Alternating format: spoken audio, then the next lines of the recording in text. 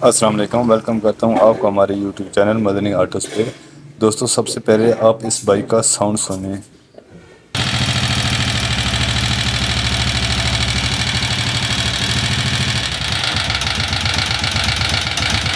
अब बाइक का काम होने के बाद इसका साउंड चेक करें।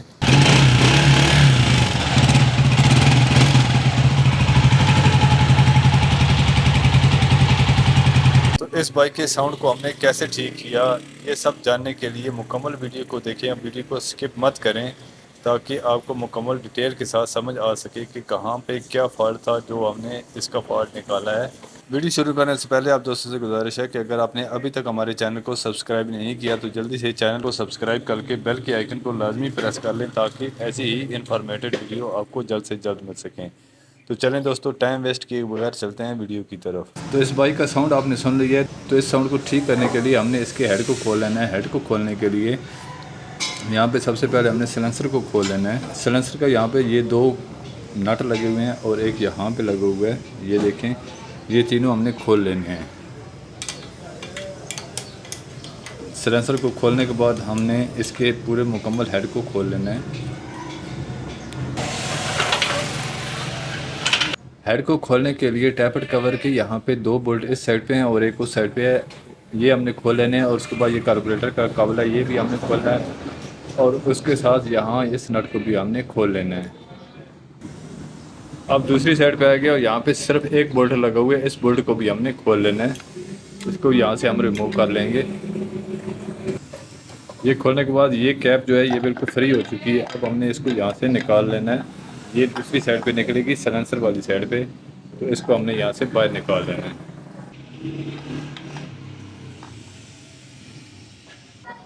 अब यहाँ पे ये टैपेड प्लेट है और उसकी यहाँ तीन बोल्ट लगे हुए हैं, एक ये है, एक इसके सेंटर में और एक ये। इन तीनों को हमने यहाँ से खोल लेना है। इन तीनों बोल्ट को खोलने के बाद ये प्लेट यहाँ पे फ्री हो चुकी है, इसको हमने यहाँ से बाहर निकाल लेना है। और उसके बाद यहाँ पे ये इसकी दो सिलाइयाँ हैं, इन दोनों को हमने यहाँ से निकाल लेना है। इसके बाद यहाँ पे हेड के मेन चार बोल्ट लगे होते हैं, चारों को हमने खोल लेना है। इस पतरी के साथ दो बोल्ट लगे हैं और दो यहाँ दूसरी साइड पे हैं, इन चारों को यहाँ से हमने खोल लेना है। ये बोल्ट खोलने के बाद इस पतरी को हमने यहाँ से निकालना है और ये दोनों बोल्ट इसके साथ ही बाहर आ चुके हैं। इसी तरह इन दोनों को भी हमने यहाँ से रिमूव कर लेना है। अब इसका एक ये बोल्ट रह गया और एक इसका यहाँ पे ये लगा हुआ है। ये दोनों बोल्ट निकालने के बाद ये हेड हमारा फ्री हो जाएगा और इसको हमने यहाँ से निकाल लेना है। नट बोल्ट सारे हमने खोल लिए हैं। अब हेड को यहाँ से हमने रिमूव करना है। यहाँ किसी भी चीज़ से आपने थोड़ा सा इसको यहाँ से ऊपर की तरफ करना है। ये देखें, ये बिल्कुल फ्री हो चुका है। तो अब इसको यहाँ से निकाल लेना है। ये देखें, आसानी के साथ ये बाहर आ चुका है। उसके बाद सिलेंडर को भी हमने यहाँ से रिमूव कर लेना है। पिस्टन पिन के लॉक को निकालने के लिए यहाँ पे कपड़ा लाजमी रखना चाहिए क्योंकि अक्सर ये उड़ के अंदर की तरफ गिर जाती है। तो यहाँ कपड़ा रख के इस लॉक को हम निकाल लेंगे।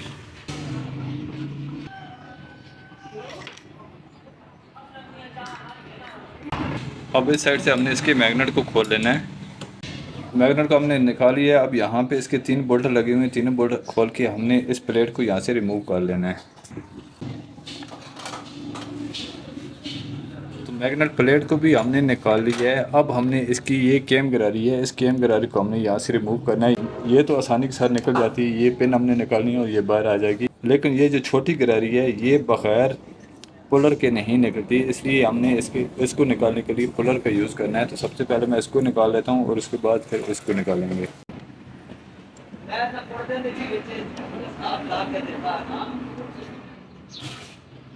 अब हमने केम गिरारी की बड़ी गिरारी निकाल ली है। इसके बाद रह जाती है छोटी गिरारी जो कि हमने अभी पुलर के साथ निकालनी है। यहाँ पे देखें, ये गिरारी है, इसको हमने पुलर के साथ निकालना है। तो ये पुलर होता है जिसके साथ केब को बाहर निकाला जाता है। तो इसको आगे ये एक नट लगा होता है, इसको हमने लगा देना है यहाँ पे इसके अंदर। ये छोटी गिरारी है, छोटी गिरारी की बैक साइड जो है ये खाली होती है यहाँ अंदर की तरफ। इसको हमने यहाँ पे लगा देना है इसके अंदर। अब इस पुलर को हमने लगा देना है यहाँ पे और ये अंदर जो इसकी चूड़ी हमने फेंकी है इसको हमने यहाँ इसके ऊपर टाइट कर देना है। इसको हमने ऐसे घुमा के टाइट करना है, फुल टाइट कर देना है। यहाँ पे देखिए ये रेंच हमने यहाँ पे इस जगह पे डाला है और दूसरी साइड पे हमने ये चाबी डाली है। अब हमने इसको यहाँ से काबू करना है और इससे हमने ज़ोर लगाना है। जैसे जैसे हम इसको टाइट करेंगे तो वो गिरारी हमारी बाहर की तरफ आ जाएगी। तो अभी मैं इसको निकाल लेता हूँ।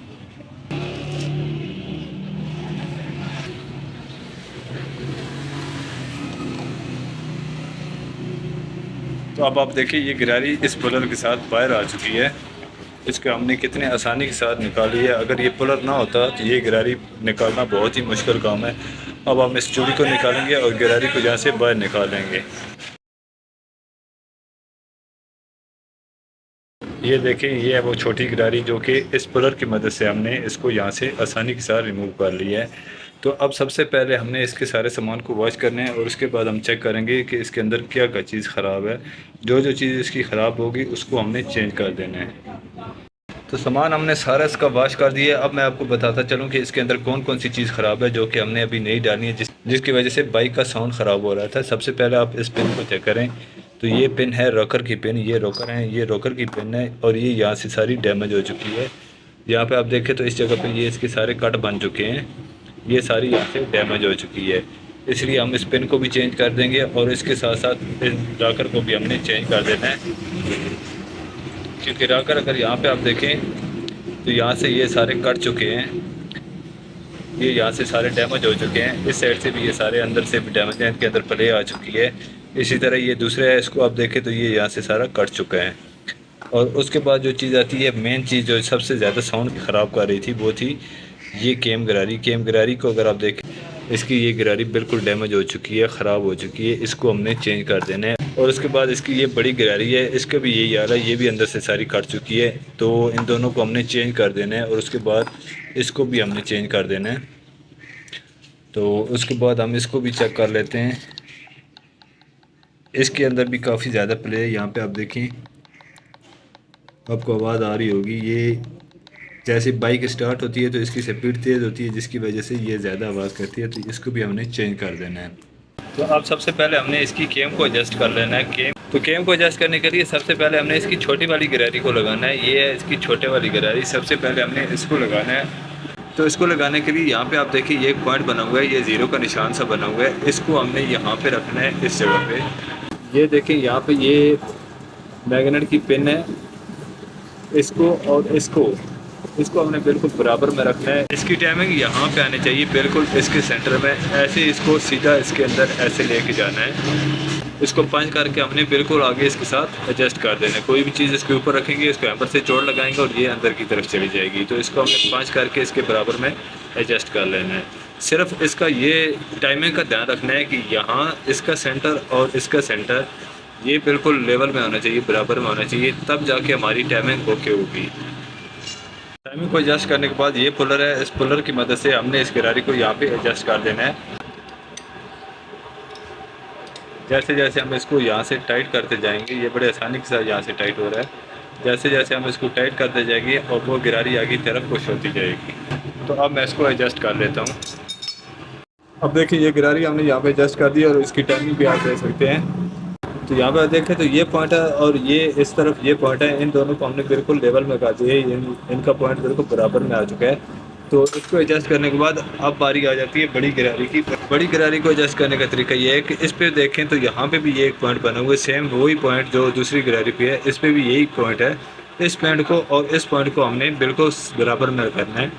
तो ये पॉइंट हम नीचे की तरफ करेंगे यहाँ पे और इसको यहाँ हम इसके बराबर में लाएंगे। ये यहाँ पे आप देखें, अब दोनों पॉइंट बिल्कुल बराबर में आ चुके हैं, ऊपर वाली गिरारी का भी और नीचे वाली का भी। ये ऊपर वाली गिरारी का पॉइंट है और ये नीचे वाली गिरारी का पॉइंट है। इन दोनों पॉइंट को हमने बिल्कुल बराबर में रखना है। अगर ये पॉइंट यहाँ से आउट हुए तो आपकी टाइमिंग आउट हो जाएगी। तो इसलिए इस टाइमिंग का ख़ास ध्यान रखना है कि इस टाइमिंग को हमने यहाँ पे बिल्कुल लेवल में रखना है। तो केम को भी हमने एडजस्ट कर दिया है और इसके अलावा यहाँ पे पिस्टन वगैरह सारे रॉकर वगैरह हमने एडजस्ट कर दिए हैं। रॉकर एडजस्ट करने का बहुत ही सिंपल सा तरीका है। ये दो रॉकर हैं, इनको यहाँ पे रखना है। इसके अंदर एक छोटी सी वाशर होती है, उसको वहाँ आगे की तरफ लगा के ये पिन हमने लगा देनी। ये सिंपल सा तरीका ये मैं एडजस्ट कर चुका हूँ टाइम कम होने की वजह से। तो अब हम इसकी फिटिंग की तरफ चलते हैं। सबसे पहले हमने सिलेंडर को फिट कर लेना है। यहाँ इनका ख़ास ख्याल रखना है। यहाँ हमने एक इस तरफ करना है, दूसरा इस तरफ करना है और उसके बाद इसको यहाँ नीचे की तरफ हमने प्रेस कर देना है। ये देखिए यहाँ पे हमारा सिलेंडर एडजस्ट हो चुका है और अब इसके ऊपर हमने हेड को एडजस्ट कर देना है।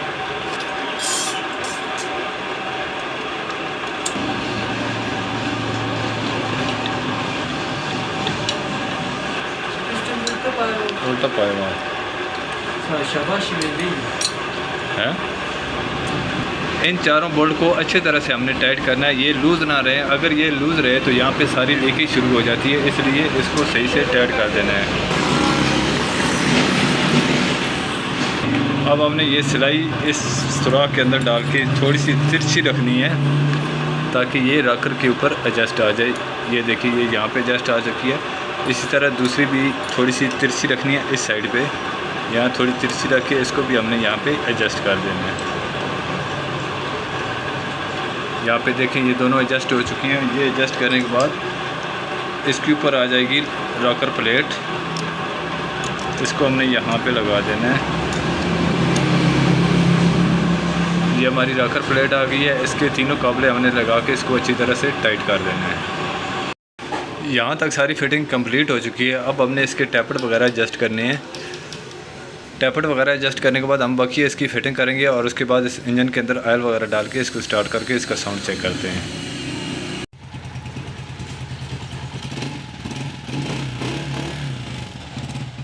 तो काम करने के बाद बाइक का साउंड भी आपने सुन लिया।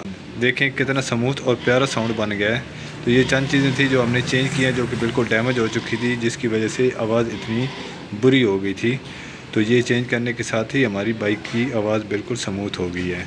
तो मैं उम्मीद करता हूँ हमारी आज की वीडियो आपको पसंद आई होगी। मज़ीद अच्छी वीडियो के लिए जुड़े रहें हमारे साथ।